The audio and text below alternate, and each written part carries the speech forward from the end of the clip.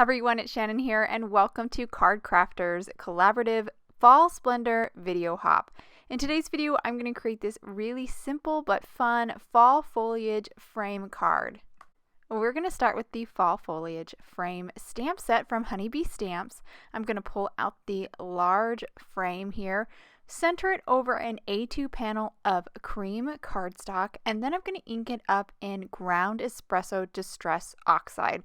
I'm just going to stamp it once here. It doesn't have to be a perfect impression. I just need to be able to see the images, and then I will pull the panel out, and I'm going to leave that stamp in my MISTI because we will stamp it again later.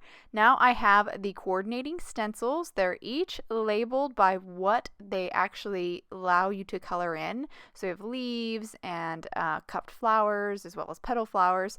We're going to start with the cupped flower stencil. I'm going to position it over the stamped image, and then I will ink blend worn lipstick over all the openings in the stencil. I'm ink blending pretty flatly, just kind of getting that color down.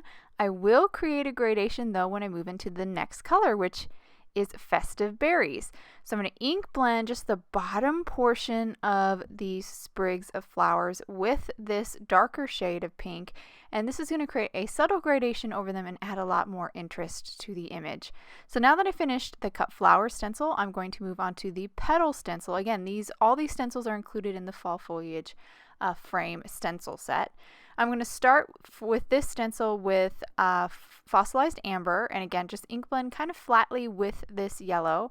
Once I get all the flowers ink blended, then I'll move on to wild honey, a darker yellow, and ink blend again the lower portion of each one of those sprigs of flowers. I'm not trying to ink blend each one of the flowers, just the general sprig, so it creates a nice gradation over that sprig.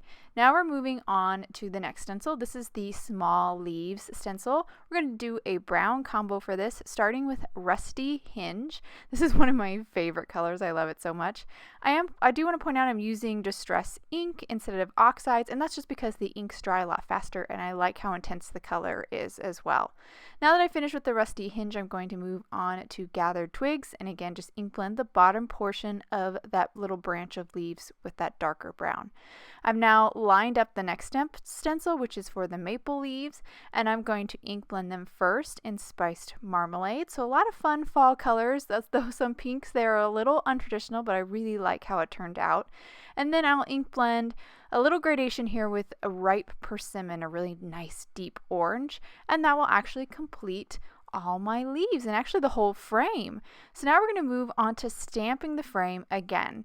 And now this is just going to crisp up our outlines for the frame images and just darken it a bit. I inked it up once more in ground espresso distress oxide and stamped it. Now I'll hold it to the camera so you can get a little look at it. Really turned out great. Now we're going to move on to my sentiment. This is also from the fall foliage frame stamp set. I pulled off hello and sending big hugs. I'm going to stamp it here in the center, and actually this could be where I stop, but I decided I wanted to add some dimension, so I used the fall foliage dies here to cut out the frame. It's a two-piece die set, so you're just going to line up the outer edge and then the inner edge and then run it through. Now I'm going to use the dies that are also included in that set to die cut my sentiments. I love, love, love how Honeybee always has dies for your sentiments. So awesome.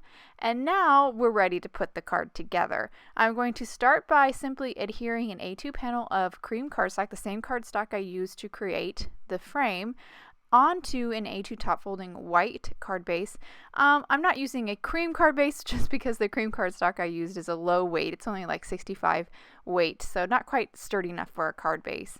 Then I went ahead and added foam adhesive to the back side of my frame, and I'm going to just center it here and place it down. It looks so pretty popped up. It has a little nice shadow, which I like. And then I also added foam adhesive to the back side of my sentiment as well as my sub-sentiment, and I'm just going to center them up here. Definitely die cutting them was an extra step that you didn't have to do. This could have been a beautiful single layer card, card, but I do like the dimension that the popped up sentiment and frame add to the overall look. I think it turned out so pretty.